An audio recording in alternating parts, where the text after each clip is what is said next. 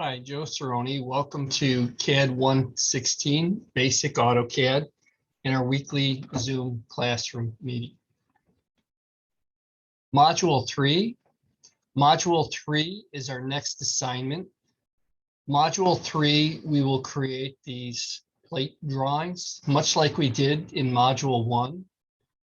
And so we have these 5 general design plate models, and they're basically going to use the plate title block like we used in our first lab. We take a look at the drawings themselves. What we're working with is just general design applications where we want to make sure that we have our settings properly created for this drawing. Now, you can get the title block. See if Al has it embedded. Oftentimes he does. Right here. And so we can click on plate title block and we can open that. And what you'll get is a blank plate title block for these general design assignments. I'll enable the menu bar because I like to have the words available for the commands rather than just the glyphs or the icons. And then as we look at the tools and the drafting settings, we want to turn the snap component to be on. The grid is already on, and we have these settings at 1/2 inch grid and snap. And we're going to leave that alone. We'll look at polar tracking. I like polar tracking enabled. We can add additional angles as we look in other areas, but what polar tracking does is it gives you this green line, which allows you to input your coordinates in direct distance. It's just really a lot easier. So we want that to be on, and as we work with it, we'll find that that is a useful tool to have on. And then with the object snaps, I'm going to turn off the O snap because we're just using regular snap and grid for this exercise. Although there is one plate that we will need to use the O snaps on. So with that, I have my setup generally set for that. If we come back and we look at the drawing, I think I'm just going to pull up the one that I have. So here's our general design application. As you look at it, there's a number of ways that we can work with this. I'm just going to change the color. Let's go with orange today and work with the circle command. And like I said, you can just snap to the grid points. When you create the geometry, you want to create the radial geometry at right angles. In other words, if I click this as my start point, I don't want to go at an angle. I want to go at 90 degrees or 12 o'clock or at 3 o'clock or at 6 o'clock. You don't have to count squares and draw all the components every single time. You can copy them, you can mirror them, you can use advanced techniques, but you don't have to. You know, basically, when we start to work with these, we just want you to get familiar with basic CAD commands, and this would be working with the circle command. And then we would also work with the 3-point arc command to be able to create this geometry. You can certainly get fancy if you would like to and use things like mirror, array. Those are the two that I would use. And so we'll create these general design applications. Let's do one last one here. And then you'll update the title block, and then you'll go to the next tab and create the next plate title block. And again, and again. This is the one that has sort of a little area right here.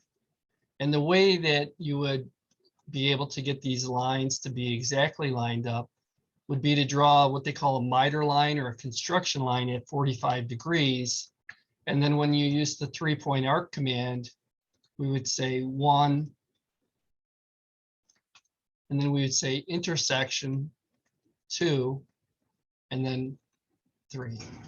And then we would erase our construction line, and that would give us this relationship where if we were to turn off the line weight, you can see it's extremely precise.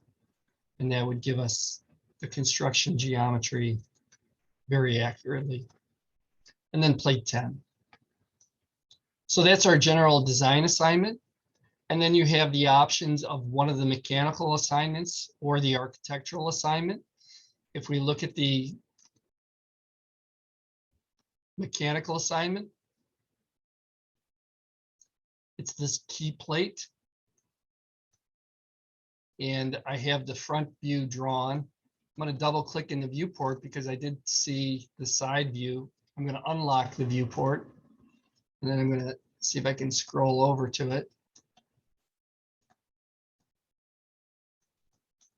And it appears that I've got a model space drawing and a paper space drawing that are different. And so this sometimes happens.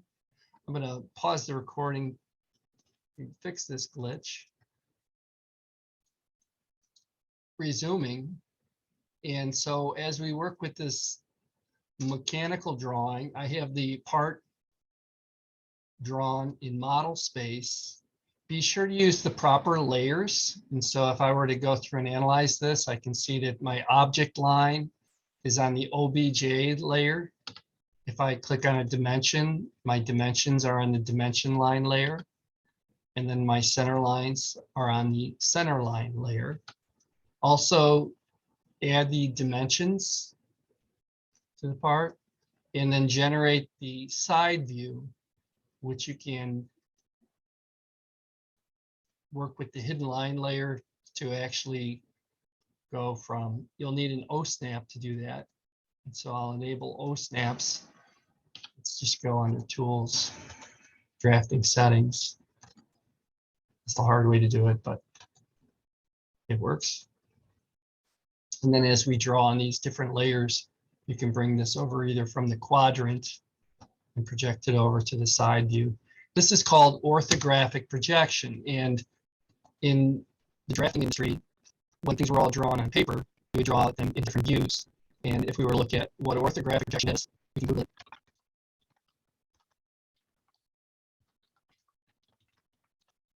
And so orthographic projection is really being able to set up these drawings so that they're orientated in the front view, the side view, and the top view. And they all line up. So these are standards that are equal to fill.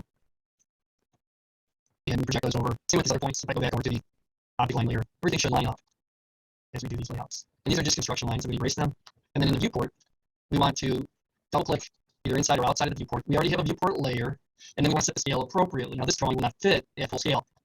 Oh, I take that back. It does. Even better. So I'm going to put that in the appropriate area. And then once I have it dialed in, I hit the lock here. Now if it did not fit, I can dial down the size. But we want to use the white space in the drawing. So as we work with these, if it can fit full size, that would be desirable, because then if we make that part in the shop, we can then check it and see that everything lines up. Now, that's not a standard in high-end machining.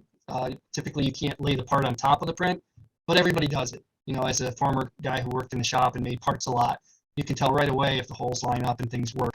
So I'm going to set this at full scale and lock that in. And it's our key plate drawing. Make sure that you update the title block and title block information for that. And if you decide to do a home elevation drawing, this is another CAD file that we can go through and start to work on architectural applications. You will need the architectural title block because the measurements are in feet and inches, and that is the alternate assignment that you can choose in next week's CAD assignments. So with that, I'm going to end and host this Zoom classroom meeting again. Do the 5 general design plates, and then choose either the mechanical or the architectural. There's videos for everything. There's also a helpful video on how to use O snaps. And with that, I'm going to end this recording and open things up for questions.